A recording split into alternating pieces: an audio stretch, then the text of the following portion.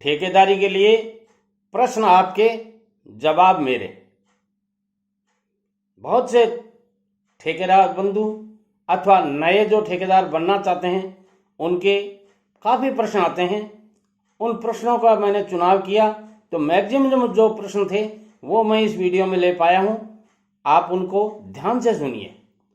पहला प्रश्न बहुत से व्यूअर्स का ये था कि क्या ठेकेदारी में कोई एज की लिमिट होती है?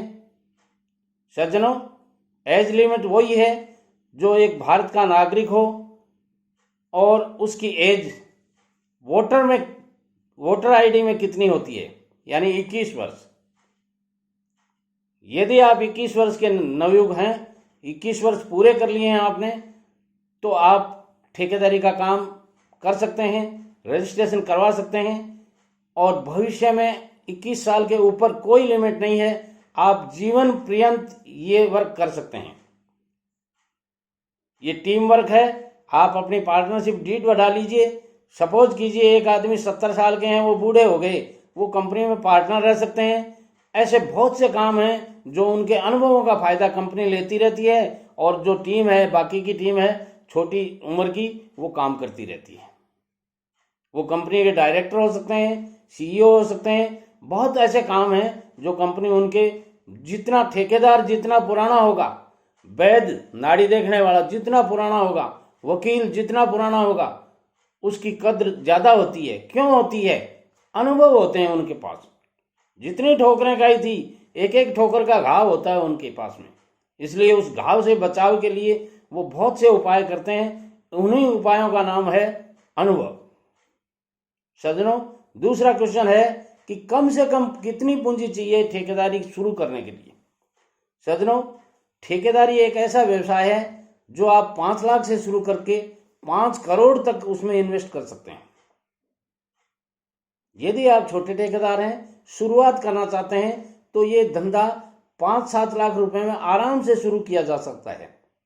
वो कौन कौन से काम हैं जो आप 5 से 7 लाख रुपए में ठेकेदारी शुरू कर सकते हैं, वो मेरे आप प्रतिदिन वीडियो सुनते रहिए। हर वीडियो में मैं कई टाइप के काम बताता हूं और उन कामों में आपको वो काम मिल जाएंगे जो आप 5-7-10 लाख रुपए में शुरू कर सकते हैं। कोई जरूरी नहीं है आपको करोड़पति होना कि आपके पास करोड़ों रुपए हो तभी आप ठेकेदारी करें। नहीं, मैंने 16,500 रुपए से ठेकेदारी शुरू की थी, आप भी कर सकते हैं। तीसरा है कि समय पर की बाध्यता है कि नहीं। कभी कभी समय पर भुगतान मिल जाता है या नहीं मिलता है। सज्जनों, ये इस प्रश्न का जवाब अलग अलग डिपार्टमेंट्स की सुविधाओं के अनुसार मिल सकता है। कई बार क्या होता है कि टाइम के ऊपर आपको, जैसे आप चाहते हैं कि आज आपने बिल पुटअप किया और 3 दिन में आपको भुगतान मिल जाए, कई बार ऐसा संभव नहीं होता है। उसमें बजट का अभाव हो सकता है, लिमिट का एलओसी की अभाव हो सकता है। एलओसी का मतलब समझते होंगे आप, लिमिट ऑफ क्रेडिट। कई बार लिमिट ऑफ क्रेडिट का अभाव हो जाता है और बहुत से कई काम होते हैं जिसके कारण आपको टाइम पर भुगतान नहीं मिल सकता है। 5-10 दिन 20 दिन निकलना साधारण बात है, लेट होना साधारण बात है। इसलिए जब भी आप अपना काम शुरू करें, आपके वर्क में जितने पैसे लगने हैं उसका 10 से 15%, 20% आप अपने करेंट अकाउंट में रख के काम शुरू कीजिए और रनिंग बिल के हिसाब से पेमेंट लेते जाइए। इसके बाद में है, क्या निर्माण को रिजेक्ट किया जा सकता है? कई ठेकेदारों ने पूछा है, नए जो व्यूअर हैं, नया बनना चाहते हैं, उन्होंने पूछा है क्या किए हुए निर्माण को तुड़वाया जा सकता है? हाँ, तुड़वाया जा सकता है। यदि आपने वो शेड्यूल्ड नहीं किया, जिस शेड्यूल के हिसाब से नहीं किया, डिजाइन ड्राइंग के हिसाब से नहीं किया, तो उसको तुड़वाया जा सकता है, रिजेक्ट किया जा सकता है, रेट को रिड्यूस किया जा सकता है। वो उस कार्य के प्रति आपने कितनी लापरवाही बरती है उसके हिसाब से है। ये इस बात का विशेष ध्यान रखिए। क्या इंजीनियर होना जरूरी है? अगला प्रश्न है किसी व्यूअर का कि क्या इंजीनियर होना जरूरी है ठेकेदारी करने के लिए? नहीं, कोई जरूरी नहीं है। मैं कोई इंजीनियर नहीं हूँ, साधारण पढ़ा लिखा आदमी हूँ और मैं ठेकेदारी मैंने अच्छे से की है, आप भी कर सकते हैं।